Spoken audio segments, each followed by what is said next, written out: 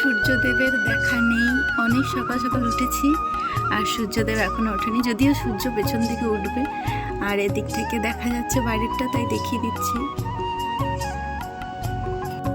বাবান, তুমি কি জন্য রেডি হয়েছে গো?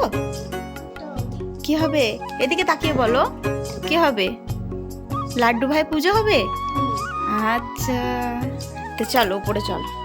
তো এখন বাজে 8:45 মতো, আর সমস্ত কিছু কমপ্লিট করে নিয়েছি, সমস্ত জোগাড় টোগাড় সব কমপ্লিট। উপরে আর একটু ফুলগুলো সাজিয়ে টাজিয়ে দিতে হবে, তো ওদিকে যাই।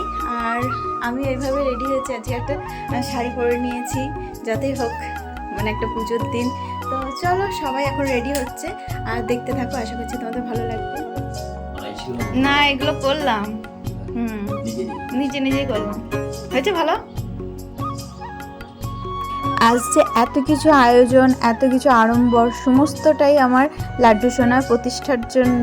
তো এখানে ব্রাহ্মণমশাই দিয়ে আমরা প্রতিষ্ঠা করব, আগেও বলেছিলাম। তো আজকে সেই দিন চলে এসছে ব্রাহ্মণমশাই। আর আজকে হচ্ছে বৃহস্পতিবারের পুজো, তার জন্য এদিকে ঘট পেতে পুজো করা হবে। আর দেখো আমার লাড্ডু সোনাকে কত সুন্দর লাগছে। এখনই জামা কাপড় না পরিয়ে সিংহাসনে বসিয়ে দিয়েছি, তাতেই একবারে কত সুন্দর লাগছে আমার সোনাটাকে। তো সমস্ত রকম নিয়ম বিধি মেনে তারপরেই এই প্রতিষ্ঠা করা হবে, মানে বিভিন্ন রকম জিনিস দিয়ে স্নান টান করিয়ে শুদ্ধ করে তারপরে লাড্ডু সোনা আমার কোলে আসবে। আর লাড্ডু সোনার কিছু পছন্দের জিনিসও আমি এখানে রেখেছি। এর সাথে যা যা জিনিসপত্র লাগবে সবটাই কিন্তু আমরা জোগাড় করে নিয়েছি। আর এই যে প্রসাদের থালা, আজকে আবার দ্বাদশী, সেই জন্য একটু অন্নভোগ দিতেই হতো, তাই চিড়ে দেওয়া হয়েছে।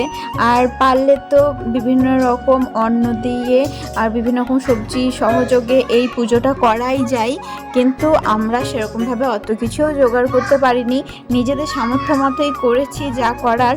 আর এবার পুরো প্রসেসটা দেখো, আমার লাড্ডু সোনাকে সব রকম জিনিস দিয়ে স্নান টান করিয়ে শুদ্ধ করানো হবে।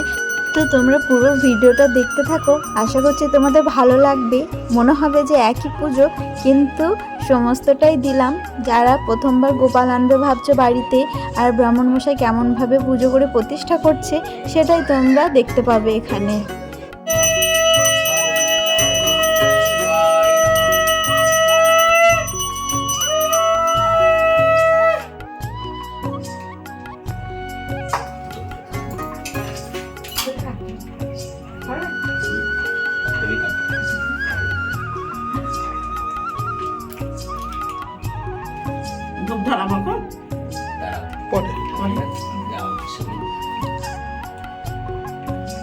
এখন দু ভাই হলো, হ্যাঁ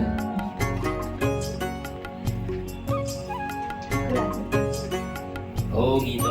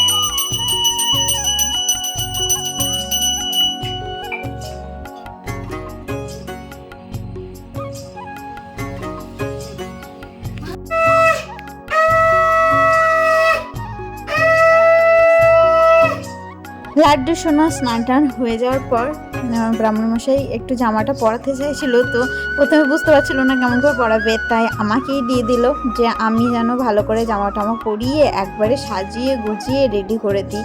তো পেছনের দিকে একটা সেফটি পিন বা ক্লিপ আঁটতে হবে, না হলে জামাটা থাকছে না।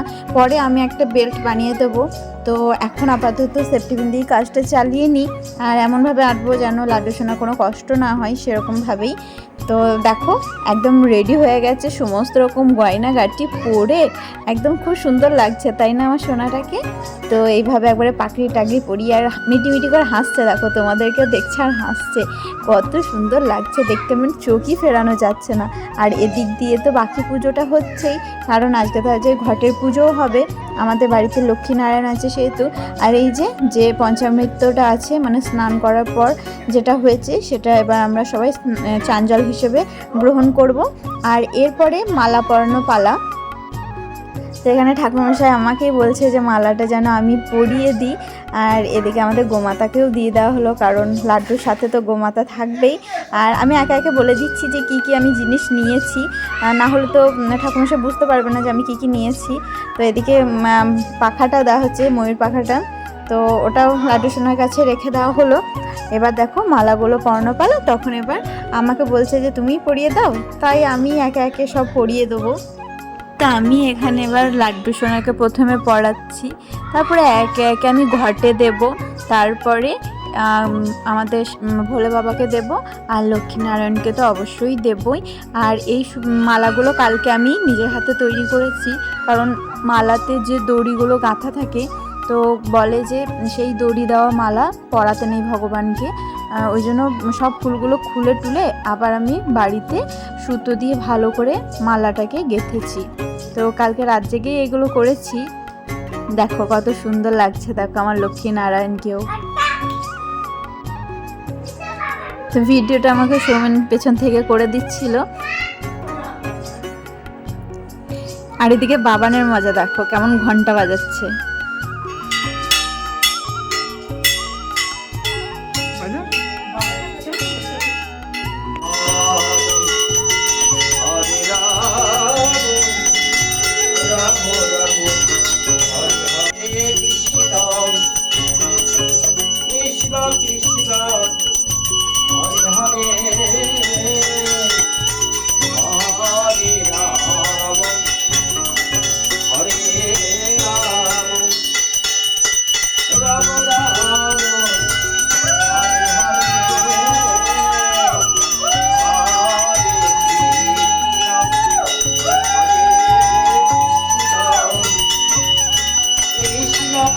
পুজো হয়ে যাওয়ার পর সবাইকে প্রসাদ দিয়ে দিয়েছি, আর আমার লাড্ডু সোনাকেও কিন্তু আমি একা রাখিনি, ওকেও নিচে নিয়ে চলে এসেছিলাম। সকালে যেহেতু অনেক রকম ফল প্রসাদ দিয়ে ভোগ লাগিয়েছিলাম, তার জন্য এখন দুপুরের দিকে একটা মিষ্টি দিচ্ছি শুধুমাত্র।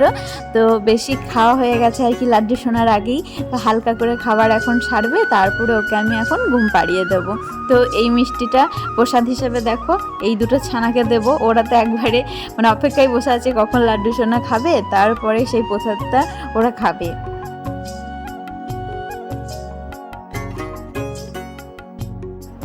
এবার আমি সোনাটাকে নিয়ে ঘুম পাড়িয়ে দিচ্ছি, কারণ সারাদিন ওর ওপর দিয়ে অনেক ধকল গেছে। এবার দুপুরের দিকে একটু বিশ্রাম নেই, তারপরে বিকালের দিকে আবার উঠিয়ে দেবো।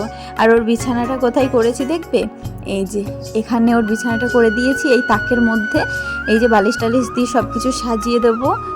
এখন বিকালবেলা, এখন লাড্ডু সোনাকে ঘুম থেকে তুলে দিয়েছি, আর ওকে একটু ফল ভোগ দিয়েছি, এখানে আঙুর ছিল তাই আঙুর দিয়েছি, আর এর সাথে তুলসী পাতাও দিয়েছি, মানে মঞ্জুরি ছিল সেগুলো দিয়েছি, জলেও দিয়েছি। এখন সন্ধেবেলা লাড্ডু সোনাকে শুধুমাত্র একটু গরম দুধ দিয়ে খাইয়ে তারপরে ঘুম পাড়িয়ে দেবো। তো আমার এই ব্লগটা তোমাদের কেমন লাগলো অবশ্যই কিন্তু জানিও, ভালো লাগলে অবশ্যই একটা লাইক কমেন্ট শেয়ার করো, আর নতুন কি বেলে চ্যানেলটা সাবস্ক্রাইব করে দিও। তোমরা ভালো থেকো সবাই, রাধে রাধে।